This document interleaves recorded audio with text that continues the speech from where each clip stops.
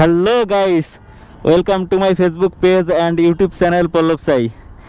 তো আগের যে ভিডিওটা দিছি হিরো এক্সট্রিমের, আপনারা অনেক ভালোবাসা অনেক কমেন্টস করেছেন, অনেক ভিউ হয়েছে, যা আমার ইউটিউব চ্যানেল অথবা ফেসবুকের প্রথম হচ্ছে এতটা ভিউ হয়েছে। তো গাড়ি কিনা হয়ে গেছে আজকে, এখনও 1 মাস পুরিনি, গাড়ি চালানো হয়ে গেছে 600 কিলো প্রায়, এখনও সার্ভিসিংও দেওয়া হয়নি, সার্ভিসিং দিতে হবে। তবে এর সমস্যা যেভাবে ইউটিউবে বা ফেসবুকে যেসব ভিডিও সবাই আপলোড দিচ্ছে, মনে করতেছি এক একজন এক এক ধরনের সমস্যার দেখাচ্ছে, ঠিক আছে। কিন্তু মূলত পার্সোনালিভাবে আমি এরকম এতটা সমস্যা পাইনি। তারপরেও দেখা যাচ্ছে কি যে পাওয়ারের তো একটু কমতি থাকেই, যেহেতু 125 সিসির ইঞ্জিন, পাওয়ারের তো একটু কমতি থাকবেই। তাই ছাড়া আর একটা হচ্ছে গিয়ার শিফটিংয়ের জন্য একটু প্রেশার লাগতেছে, ঠিক আছে। কিন্তু ওটা এক জায়গায় দেখলাম যে প্রথম সার্ভিসিং করার পর এটা ঠিক হওয়ার সম্ভাবনা আছে। আর কমফোর্টের দিক দিয়ে এটা অস্থির, ঠিক আছে। পিছনে যদি পিলিয়ন থাকে, আপনি অফরোডে যতই খারাপ রাস্তা হোক, এর একটা অন্যরকম ফিলিংস পাওয়া যায় গাইস। তো এর লুক তো দেখছেন, আর আমার উচ্চতা হচ্ছে 5 ফুট 4 ইঞ্চি। আমি যদি এতে বসি তো কোন পর্যন্ত পায় এটা দেখেন। তো আমার এই যে পা গোড়ালি একটু উঁচু থাকতেছে, এ পাশেরও সেই একই অবস্থা। হ্যাঁ, আর এর যে পজিশন মনে করেন যে একদম পুরো স্পোর্টিও না, আবার একদম কমিটারও না, ঠিক আছে। মোটামুটি ধরে তারপরে মোটামুটি ফিল পাওয়া যায়। আর কমফোর্টের বিষয়টা হচ্ছে কি, এইখানের এই সিটটা যদি মনে করেন যে যদি আর একটু চওড়া হতো, তাইলে বসে আর একটু বেশি মজা পাওয়া যেত। ওকে, আর ইঞ্জিনের সাউন্ডটা শুনতে পারেন কি অবস্থায় আছে। এই যে গিয়ার কমাইছি, কিন্তু এখনো এই যে দেখায়নি, এখানে দেখায়নি। একটা প্রবলেম অবশ্যই আছে এ গাড়ির, এখনো দেখায়নি, গিয়ার ইন্ডিকেটর এখনো দেখায়নি। হ্যাঁ, এখন এই যে দেখালো 4 দেখায়, পরে এখন দেখালো 3, এবার 2, মানে ওইখানে দেখাতে একটু লেট করে। আর একটা ফার্স্টে একটা সমস্যা ছিল, সেটা হচ্ছে কি যখন প্রথম চালানো হতো, পা তো এখানে থাকে, এখান থেকে ইঞ্জিনের যে হিটটা বেশ, প্রথম দিকে ইঞ্জিনের হিটটা বেশ হতো, এখান থেকে পায়ে অনেক লাগতো। কিন্তু সেই সমস্যার সমাধানটা 1-150 কিলো চলার পর মোটামুটি ঠিক হয়ে গেছে, ওটা আর কোনো সমস্যা নাই। আর এইখান থেকে একটা সাউন্ড আসে, সে সাউন্ডটা অবশ্যই এই ওয়ারিংয়ের এই একটা সিস্টেমের কারণে সে সাউন্ডটা আসতেছে, ওটা কোনো মেজর কোনো সমস্যা না। মোটামুটি যাই হোক, 600 কিলো চালানোর পর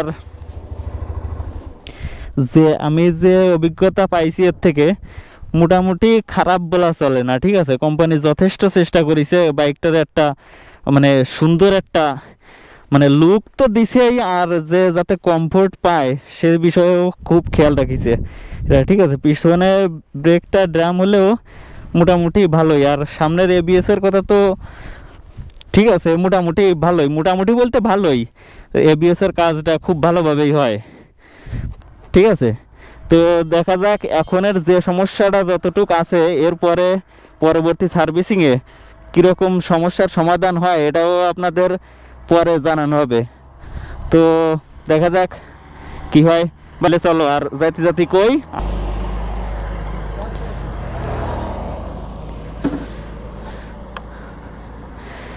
গাইস অনেকে আবার বলতেছিল কি যে এটার ভিজিবিলিটি নাকি অনেক কম। এটার কি বাড়াইছো নাকি? কিছু করোনি? এখন এই যে দেখছেন টনটনে রোড, ঠিক আছে। তারপরেও দেখেন আমি তো একদম ক্লিয়ার দেখতে পাচ্ছি, আর ক্যামেরায় কেমন দেখা যাচ্ছে সেটা বলতে পারছি না। তবে আমার কাছে মনে হচ্ছে না যে এর ভিজিবিলিটি একটু কম আছে। আর একটা সমস্যা এটা হচ্ছে, অনেক সময় দেখা যাচ্ছে যে একটা গিয়ারে আছে অথবা নিউট্রাল করা হয়ে গেছে, কিন্তু দেখাচ্ছে না, মিটারে শো করতে একটু দেরি হচ্ছে। এই সমস্যাটা তো একটু আছে, সেটাপরেও দেখা যাক। আর যেহেতু 125 সিসির ইঞ্জিন ভাই, এতে তো পাওয়ারের একটু কম হওয়াটাই স্বাভাবিক। আর কমফোর্টের দিক দিয়ে আর এই যে 600 কিলো চালানো হয়ে গেছে, এর ভিতর গাড়িতে কোনো ধরনের কোনো প্রবলেম বেশি মানে মেজর কোনো প্রবলেম পাওয়া যায়নি, ঠিক আছে। আর বিষয়টা হচ্ছে কি, এক একজন এক এক ধরনের মতামত দিচ্ছে। কেউ বলতেছে তেলে আছে 45 কিলো যাচ্ছে, আবার কেউ কাছে 60+ পাচ্ছে। এইটাই হচ্ছে সমস্যা এর। কিন্তু গাড়িটা অবশ্য আমার না, আমি যাই হোক 2-3 দিন যা রাইড করেছি অফ রোড আছে, ওয়ান রোডে, তারপরে বুঝতে পারছি যে মোটামুটি ভালোই চলতেছে। কিন্তু তেলে সে বলতেছে যে তেল সে 60+ পাচ্ছে, অসুবিধা নেই। মানে যার কপালে যেমন বাদে এরকম একটা সিচুয়েশন হয়ে গেছে গাড়ির ক্ষেত্রে। তবে আমার মতে এখনো জোর লাগে।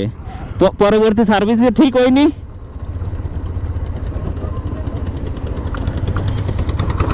এরকম গিয়ার শিফটিং এর প্রবলেম সুজুকিতেও ছিল, সুজুকি মনোটনে, কিন্তু সেটা তো সার্ভিসিং এর পরেও শেষ হয়নি। কিন্তু এইটার কি অবস্থা হবে না সেটা তো আমি বুঝতে পারতেছি না। দেখা যাক কি হয় সার্ভিসিং দেওয়ার পরে।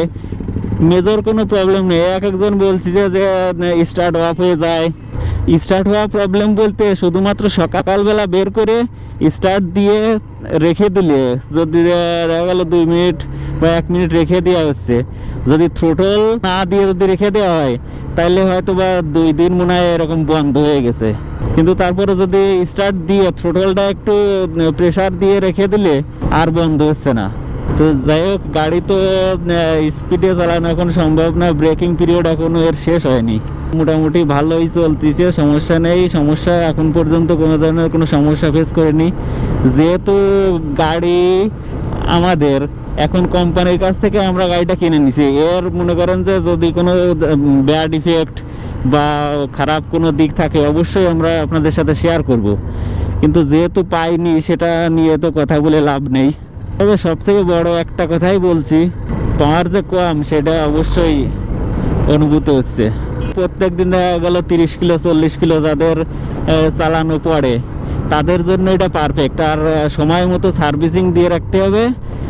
আর বিষয়টা হচ্ছে কি, একটু সুন্দরভাবে মেনটেন করে গাড়িটা চালালে মোটামুটি ভালো চলবে। আর লং রিভিউয়ে তো 1 মাস এখনো হয়নি, আরও 6 মাস ইউজ করা হোক। ইউজ করার পর দেখা যাক কি হয়, সেটাও দেখার বিষয়। ফার্স্ট টাইম যখন একদম নতুন অবস্থায় নিয়ে আসছিলাম, এখনও সেরকমই আছে, কোনো ধরনের কোনো পরিবর্তন লক্ষ্য করা যাচ্ছে না, ঠিক আছে। এটা আছে আমার পার্সোনালি মতামত। যাই হোক, ওটাই 600 কিলোমিটার রাইড করার পর, প্রায় 1 মাস মতো ইউজ করার পর আপনাদের সাথে যতটুকু যাই হোক শেয়ার করলাম। যারা গাড়িটা নিতে চাচ্ছেন বা নিছেন, তারাও তাদের মতামত শেয়ার করতে পারেন কমেন্ট বক্সে।